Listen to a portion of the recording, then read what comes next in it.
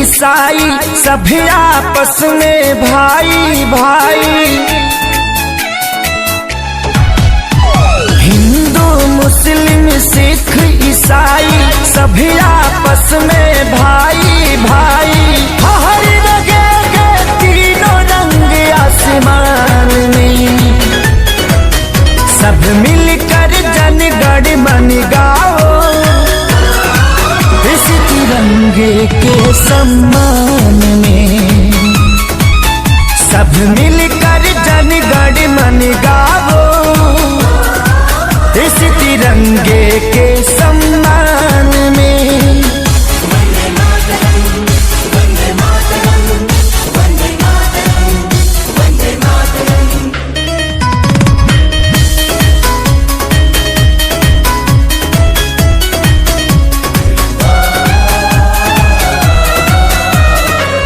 लोगों ने दी कुर्बानी, उनका हम पर कर्ज है।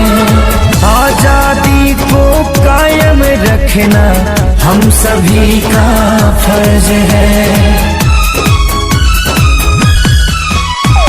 इसकी लहर में माँ की ममता, बूढ़े बाप की सीख है। मासूम बच्चों की किलकारी, विधवा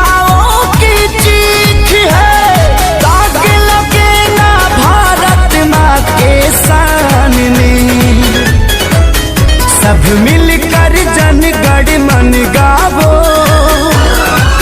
इस तिरंगे के सम्मान में। सब मिलकर जन गण मन गावो, इस तिरंगे के सम्मान में। वंदे वंदे वंदे भारत माता की।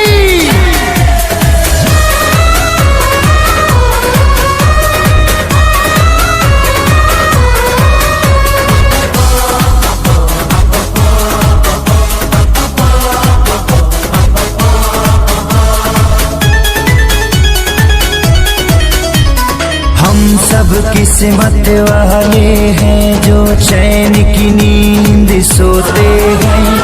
उनसे पूछो जो बेटा अपना पाल पोस कर खोते हैं।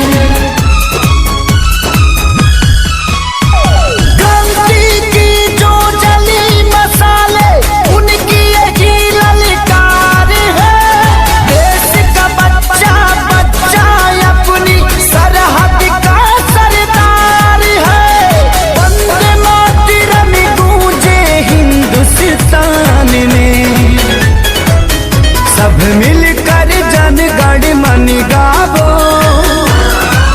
इस तिरंगे के सम्मान में। सब मिलकर जन गण मन गावो, इस तिरंगे के सम्मान में। सारे जहां से अच्छा हिंदुस्तान हमारा, सारे जहां से अच्छा